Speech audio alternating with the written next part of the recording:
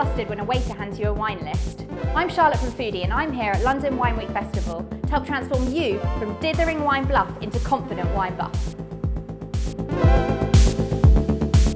So I've managed to grab a few minutes with Michelle, the host of London Wine Week's Bluff to Buff event. Charlotte, how are you? Very well, thank you. Yourself? Great. So, what advice would you give to the novice faced with a really complicated wine list? We don't make it easy, do we? Gosh, it's very, very difficult.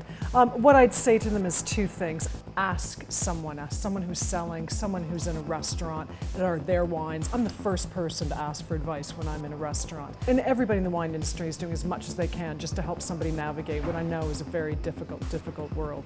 And talking about labels, some of them say the name of the grape, others say the origin.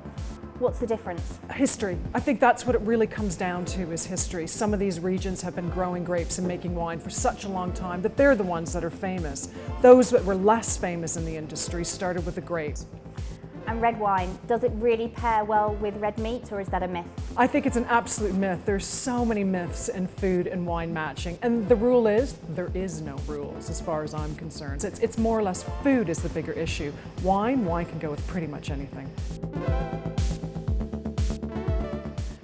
Some people are super sensitive, that's me. And some people are really, really tolerant. And there was a few of you here where I was like, yeah, it's okay, it doesn't really bother me. And some of you are in the middle.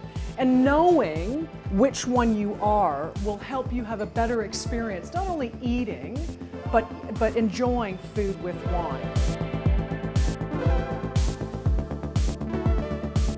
What about storage? How should a collection be best stored?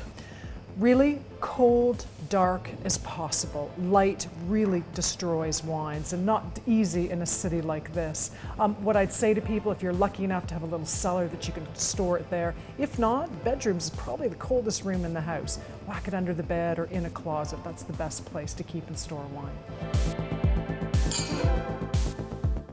And if people want to learn more about wine, where should they go? Well, Wine and Spirits Education Trust, you know, the oldest wine school in the world. Their courses are offered in a number of different countries. They really are, for the novice, for the professional, really the place to come and have a good time, just like you did. Thanks for watching. Now you're a confident wine buff. For more food and drink guides, head over to Mode Stories UK on YouTube. Cheers!